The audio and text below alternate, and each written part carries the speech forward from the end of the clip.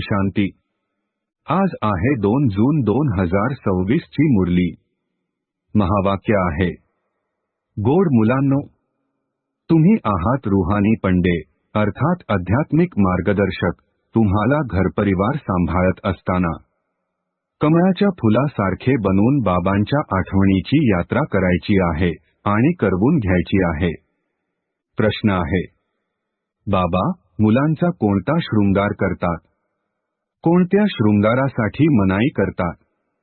उत्तर आहे, बाबा म्हणतात, गोड मुलांनो, मी तुमचा आत्मिक शृंगार करायला आलो आहे। तुम्ही कधीही या शरीराचा शृंगार करू नका। तुम्ही गरीब आहात, तुम्हाला फॅशनची अर्थात शारीरिक शृंगाराची आवड असता कामा नये।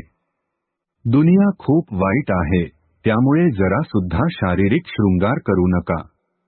धारणेसाठी मुख्य सारांश आहे, 1.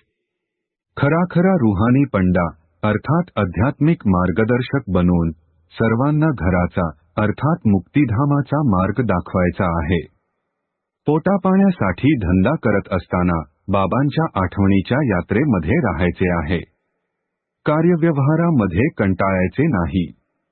2. ज्ञान शृंगार करून स्वतःला स्वर्गाची परी बनवायचे आहे। या तमोप्रधान दुनियेमध्ये दैहिक शृंगार करायचा नाही। कलियुगी फॅशन सोडून द्यायची आहे। आजचे वरदान आहे, बालक आणि मालकपणाच्या संतुलनाद्वारे युक्तियुक्त चालणारे सफलता मूर्त भव।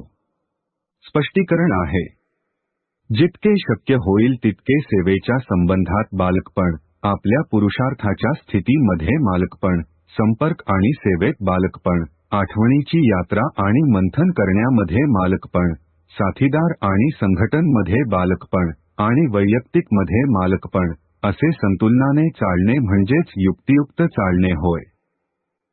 यामुळे प्रत्येक कार्यात सहजच यश प्राप्त होते, स्थिती एकरस राहते आणि सहजच सर्वांचे स्नेही बनतात। स्लोगन आहे, विचार करणे आणि कर्म करणे एक समान असावे तेव्हाच म्हटले जाईल विल पॉवर अर्थात इच्छाशक्ती असणारी शक्तिशाली आत्मा। ओम शांती।